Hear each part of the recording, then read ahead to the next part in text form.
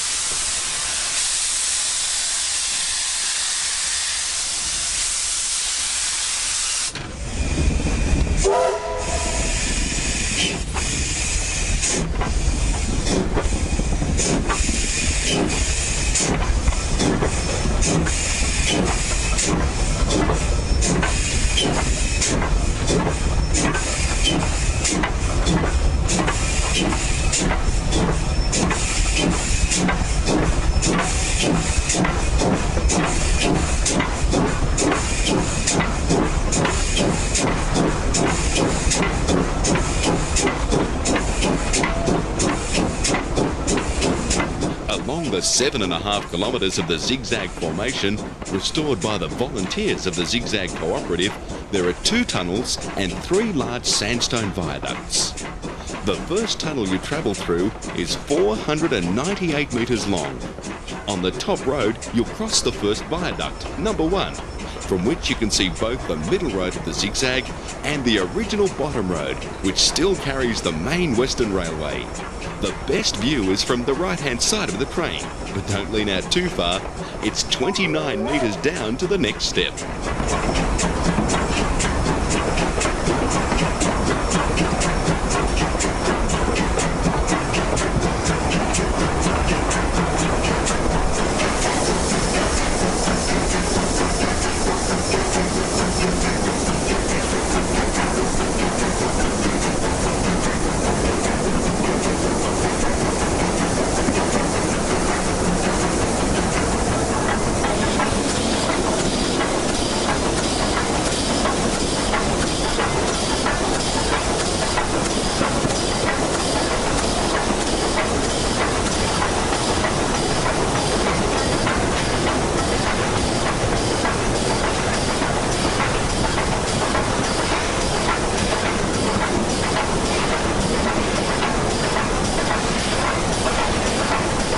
John Whitten, the engineer-in-chief of the New South Wales Railways, decided that a zigzag etched into the mountainside was the most economical way of bringing the line into Lithgow. Patrick Higgins and Company, employing over 700 men in 30 to 40 locations, using only wheelbarrows and wagons to remove the chiselled and blasted rock, was contracted to build the formation known since 1869 as the Great Lithgow Zigzag. The Great Zigzag was used from 1869 to 1910. As you will appreciate by the time you return to Clarence, this method of bringing passengers and goods through the mountains has severe limitations. By 1900, rail traffic throughout the mountains was far too great for the single line working of the zigzag. Although the bottom road was duplicated in 1880 and a new extended reversing station built in 1908, this still didn't speed up the flow significantly. In 1908, with technology and equipment not available in the 1860s, construction commenced on a 10-tunnel deviation. The new route was opened in 1910 without ceremony. The morning train from Sydney travelled over the Zig Zag. The return trip used the new tunnels passing under the Zig Zag formation near Mount Sinai where the Chifley Road first parallels our line. The principle of a zigzag is best understood if you imagine a giant Z carved into the side of a mountain. Each stroke of the Z is sloping down towards the Lithgow Valley floor at the maximum grade which can be safely negotiated by a loaded train. The top of the Z is called top road, the middle bar of the Z is called middle road, and the bottom bar of the Z is called bottom road. The zigzag railway travels over the top road, you're on it now, and the middle road of the Great Lithgow Zigzag. Our depot and the current main Western Railway line share the original bottom road.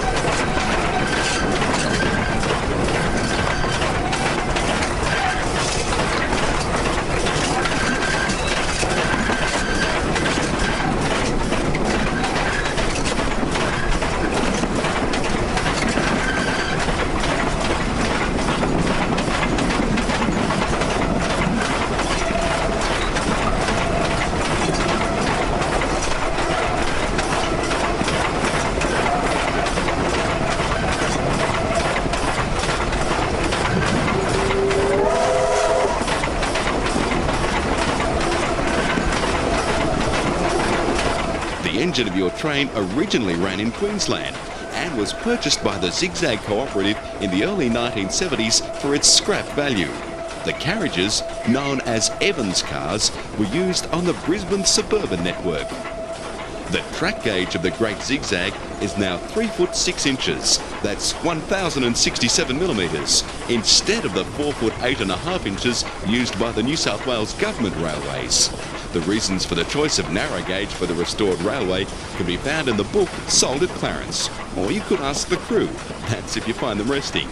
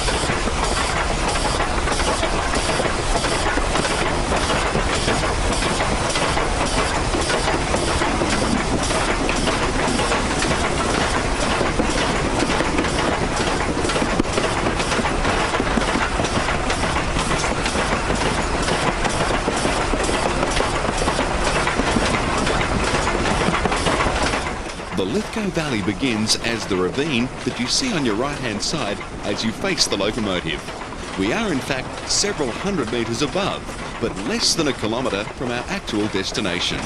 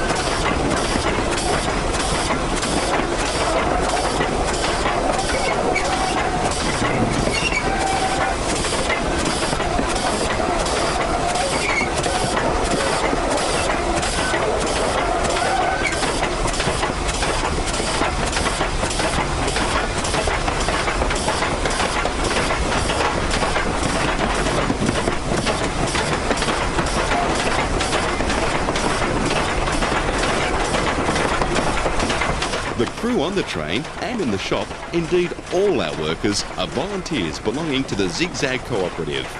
Membership forms are available from the shop if you're interested in steam and you'd like to join the running of the trains, or you'd just like to be a subscriber to our magazine Switchback.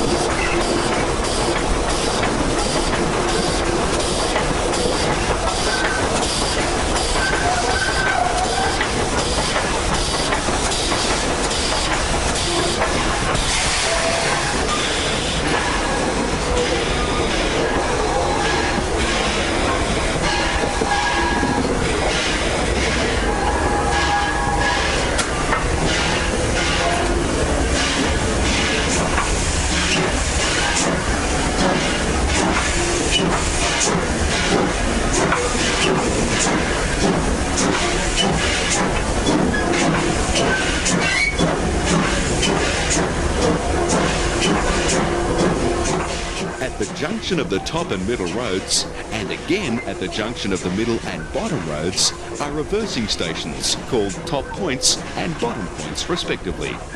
When the train stops at top points, please feel free to leave the train and look around. The township of Oakey Park, with its old brewery and the Zig Zag school, can be seen from the platform.